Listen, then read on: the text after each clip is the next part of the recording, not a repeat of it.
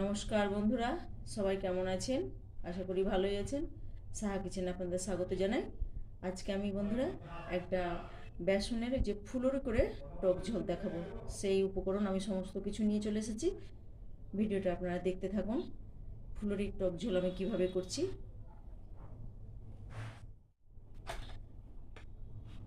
এই যে বন্ধুরা, আমি এখানে হাফ বাটি বেসন নিয়ে নিয়েছি। 4 পিস আম সেদ্ধ করে আম নিয়ে নিয়েছি, কাঁচা আম। এই যে লবণ লঙ্কা বাটা, এখানে শুকনো লঙ্কা ফোড়নের জন্য 5 ফোড়ন, সর্ষে আর কাঁচা লঙ্কা চেরা আছে। এইখানে চিনি, এখানে কালো জিরে, হলুদ, লবণ, তেল। কিভাবে আমি ভিডিওটা করছি আপনারা দেখতে থাকুন। বেসনটা আমি এবার একটা বড় জায়গায় মেখে নেব। এই যে কালো জিরে দিয়ে দিলাম, এখানে লবণ লঙ্কা বাটাটা দিয়ে দিলাম,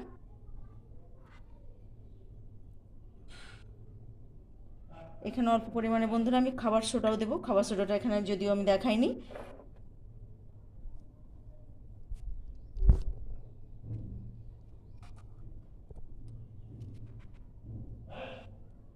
যে একদম অল্প খাবার সোডা। এবার আমি ব্যাটারটা ভালো করে তৈরি করে নেব।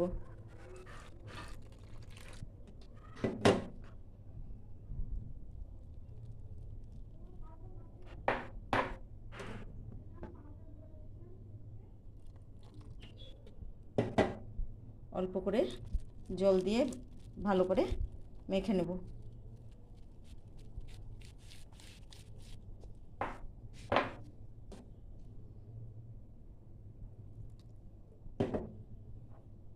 এখানে আমি লবণ লঙ্কা বাটা দিলাম। লঙ্কা বাটা না দিলেও চলে বন্ধুরা, আপনারা না চাইলে নাও দিতে পারেন। একটু বড় ফুলুরির ভেতরটা একটু নুন ঝাল ভালো লাগবে, সেই জন্য আমি এখানে 3টে কাঁচা লঙ্কা বেটে দিয়েছি। আপনারা না চাইলে নাও দিতে পারেন। একটু ভালো করে ফেনিয়ে নিয়ে আমি একটু ঢাকা দিয়ে রেখে দেবো, তাতে ফুলুরিটা ভালো মতো ফুলবে।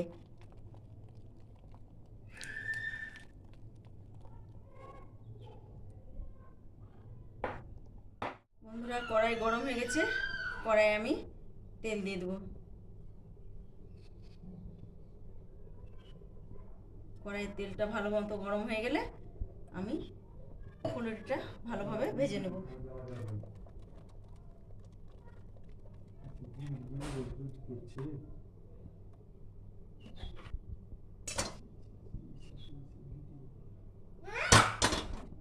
তেল গরম হয়ে গেছে, আমি এবার ফুলুরিটা ভেজে নেব।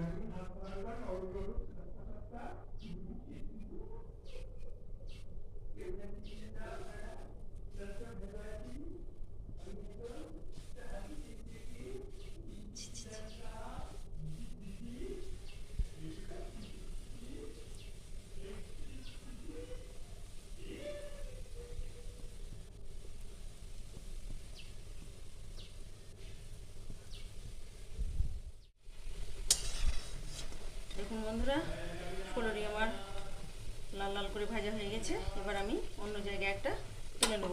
এইভাবেই আমি পরপর ফুলুরিগুলো ভেজে নেব, তারপরে টক ঝোল করে আমি দেখাবো।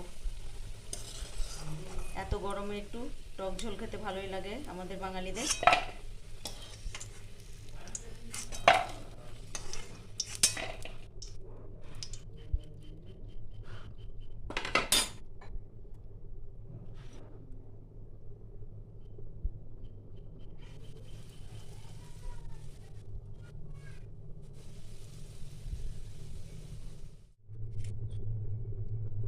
বন্ধুরা, একটা শুকনো লঙ্কা আমি ফোড়ন দিয়ে দিলাম,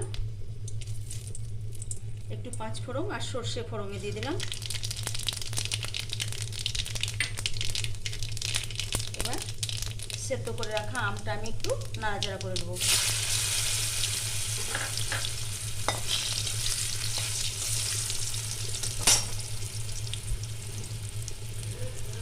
এবার আমি লবণ হলুদ দিয়ে দিলাম, স্বাদ মতো লবণ, পরিমাণ মতো হলুদ।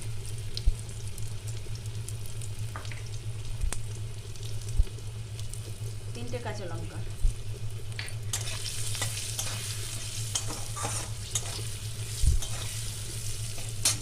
বন্ধুরা, সর্ষে বাটাটা পাশে ছিল, আমি বলতে ভুলে গেছি।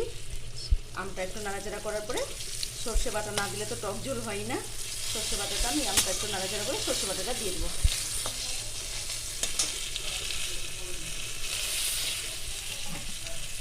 এবার আমি সর্ষে বাটাটা দিয়ে দিলাম।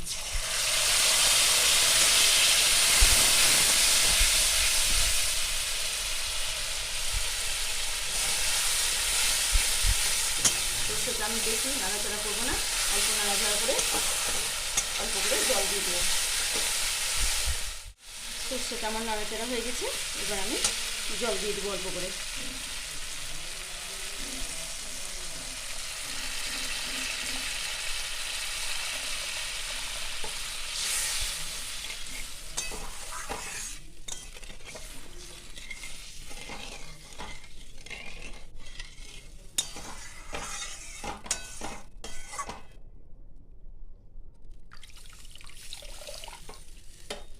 ঝোলটা ভালো করে ফুটে গেলে বন্ধুরা আমি ফুলুরিগুলো ছেড়ে দেবো তখন। বন্ধুরা, টক ঝোল একদম ভালো মতো ফুটে গেছে, এবার আমি ফুলুরিগুলোকে দিয়ে দিলাম। ফুলুরিগুলো কত হালকা হয়েছে, সব ভেসে উঠেছে।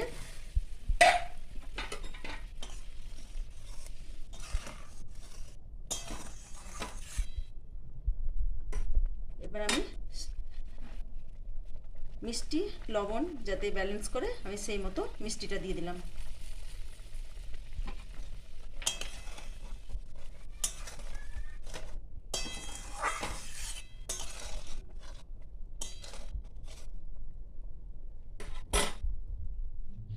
বন্ধুরা দেখুন, ফুলুরির টক একদম কমপ্লিট।